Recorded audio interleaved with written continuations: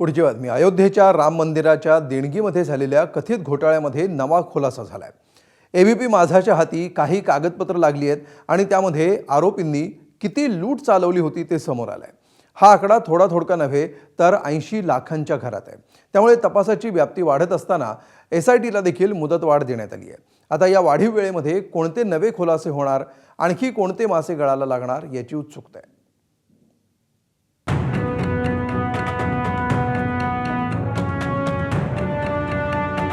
अयोध्येत रामललाच्या चरणी भक्तांनी अर्पण केलेल्या दानावर डल्ला टाकल्याचं प्रकरण सध्या चांगलंच गाजतंय.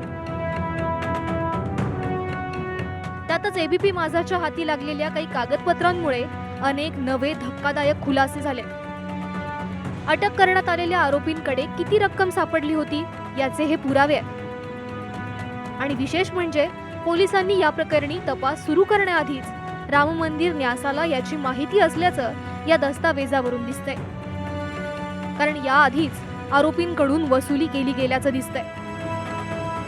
अविनाश शुक्ला, जिससे कल जेल में पूछताछ हुई थी, उसके पास से बरामद चोरी की रकम का खुलासा हुआ है. अविनाश शुक्ला के पास से पुलिस ने 20,39,220 रुपए, समझ रहे हैं आप, 20,39,220 रुपए एग्जैक्ट अमाउंट बता रहे हैं आपको, ये बरामद किए हैं. अविनाश के पास से पुलिस को 1,121 अमेरिकी डॉलर भी मिले हैं. ये देखिए, ये इसका हिसाब किताब इन कागजों में है जो आपकी स्क्रीन पर है. ध्यान से देखिए कि अभी अविनाश के पास कितने पैसे मिले हैं. अविनाश के पास 20,39,220 रुपए बरामद किए गए हैं. यात आरोपींकडून जप्त केलेल्या रकमांचे आकडे ऐकाल तर तुम्हीही थक्क व्हाल. मुख्य आरोपी अविनाश शुक्ला याच्याकडून 20,39,000 रुपये आणि 1,121 अमेरिकन डॉलर जप्त करण्यात आले. त्याच्याकडे एक चांदीची वस्तू, 2 सोनसाखळ्या आणि अंगठीही सापडली. याशिवाय अनुकल्प मिश्राकडे 16,82,000 रुपये, लवकुश मिश्राकडे 14,25,000 रुपये, रमाकांत मिश्राकडे 7,32,000 रुपये, करुणेश पांडेकडे 18,07,000 रुपये, तर मनीष कुमार यादवकडे 2 लाख रुपये आणि रामशंकर यादव उर्फ टिन्नू याच्याकडून 1 लाखांची रोकड जप्त करण्यात आली आहे. एकूण जप्तीचा हा आकडा तब्बल 79,84,000 रुपयांच्या घरात आहे.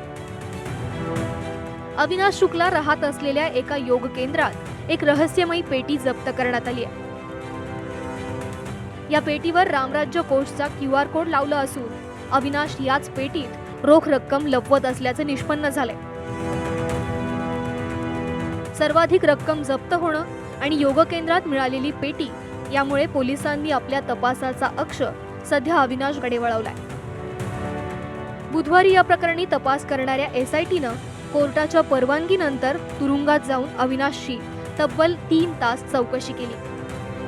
ही चोरी कधीपासून सुरू होती, आणखी कुणाचा हात आहे का, आणि एवढी मोठी रक्कम कशी गायब झाली, याच प्रश्नांची उत्तरं शोधण्याचा प्रयत्न पोलीस करतायत. पता चला कि उसकी मंदिर में नौकरी लग गई है करीब 1.5 साल पहले, और वो हम लोग रोज आते थे, यहीं बैठता था, दीदी प्रणाम, कभी ऐसा नहीं लगा कि हाँ वो ऐसा कर सकता है.